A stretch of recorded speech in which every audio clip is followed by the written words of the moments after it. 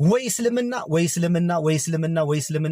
አሰላሙ አለይኩም ወራህመቱላሂ ወበረካቱ ሙስሊም ወንድምና እህቶች እንዲሁም ኢትዮጵያዊ ወገኖቻችን እንዴት ናችሁ? ሁሉ ሰላም ነው? እኔ ጋር ሁሉ ሰላም ነው አልহামዱሊላህ ረብል ዓለሚን። እኔ ዛሬ እስልምናን ከተቀበልኩ 8 ቀኔ በጣም አንድ የገረመኝን ነገር ልንገራችሁ። እንግዲህ ያው ነገራችሁ የለ አሁን ከሌሎች ጋር መወያየት የመነጋገር ኢንተርቪው ማድረግ ምናምን ፍላጎት የለኝም። በእስልምና ያገኘሁትን ትሩፋት ያወቅኩትን ነገር ግን ጣፋጭ በሆነ መንገድ ነግራችኋለሁ ብዬ ፕሮሚስ ገብቼላችኋለሁና እኔ በጣም ሰልጠን ያልኩ ባል ነኝ ብዬ አስባለሁኝ። ለቤቴ ልጆቼን በጣም ነው የምወደው። 4 ልጆች አሉኝ። 4ቱም ሴት ናቸው። ባለቤቴንም በጣም አከብራታለሁ፣ አግዛታለሁ፣ ወዳታለሁ ብዬ ነበር የማስበው። እስልምናን ግን ጥቂት አሁን ሰሞኑን ከትናንት ወዲያ በተማርኩት ትምህርት በቃ ጫፍ ላይ እንኳን የለውም። ወላሂ እስልምና የጀግና ሃይማኖት እስልምናን ኮሚትድ ሆኖ የጠበቀ አድርግ የተባለውን ነገር ያደረገ አታድርግ የተባለውን ነገር ያላደረገ ሰው በምንም ነገር ሰክሰስፉል ይሆናል ብዬ ነው የማምነው። ኮሚትመንት ያለው ሰው ይፈልጋል። በጣም በዲሲፕሊን የተሞላ ነው። የሚገርም ሃይማኖት ነው እና ለሴቶች የሚሰጠው ክብር ከአእምሮ በላይ ነው የሆነብኝ። ግን እኛ ስናስብም አብዛኞቻችንን በጓዳም ስናወራ ስናማም የነበረው ኋላ ቀር ትምህርት ሴትና አንቆ የያዘ አርክሶ የሚመለከታቸው ምናምን አድርገን ነበር የምንመለከተው። በጭራሽ ከዛ ተቃራኒ ነው።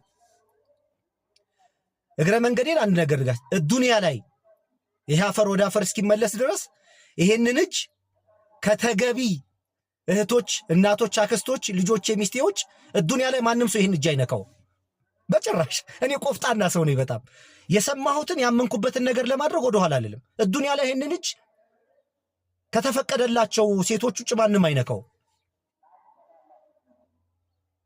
እና እስልምና ላይ ሴት ሙሽራ ነች። ታውቃላችሁ? ንግስት ማለት ነች። ንግስት አንድ በጣም ከገረመኝ ከተማርኩት ትምህርት ከአላህ ቃል አንድ ነገር ልንገራችሁ።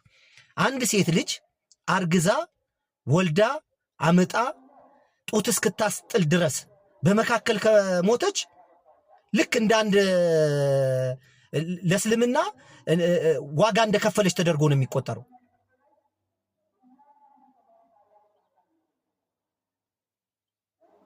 ምን አይነት የስነ ልቦና ሕክምና እንደሚሰጥ አስባችሁታል?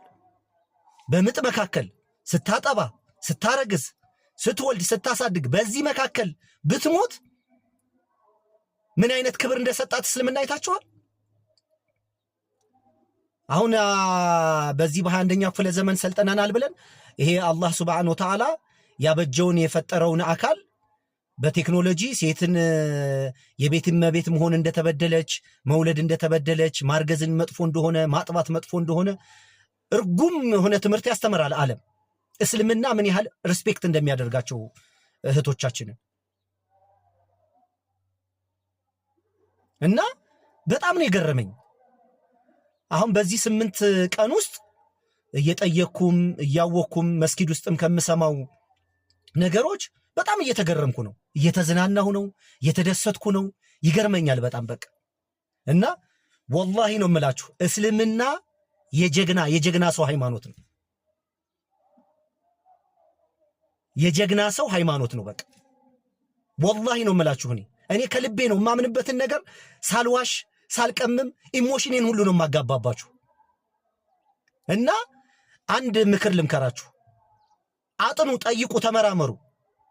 ዝም ብለን ፈዘን ደዘዘን ከምንቀር በተለይ ደግሞ እንደኔ መንፈሳዊ ሆናችሁ ሶርስና ምንጭ አለ ብላችሁ የምታምኑ እግዚአብሔር ፈጣሪ አለ ግን አይመለክም አይካድም ማንነቱ በሁሉ ፍጥረት ስርዓት ውስጥ ተገልጧል ይኖራል ብላችሁ የምታምኑ ወንድምና እህቶች ጠይቁ፣ ተመራመሩ። ያ ሶርስና ምንጭ የምንለው አምላክ እውነተኛው አምላክ ኃያል አምላክ ከፍጥረት ጋር የማይስተካከል በማንም የማይመረመር በማንም የማይተነተን ራሱ ካልገለጠልህ በስተቀር ያ አባት ያ ሶርስ ያ አምላክ ያ ጌታ አላህ ሱብሓነሁ ወተዓላ ነው። ያ ነው እውነተኛ መንገድ። ቴንክ ዩ ሶ ማች። መልካም ቀን።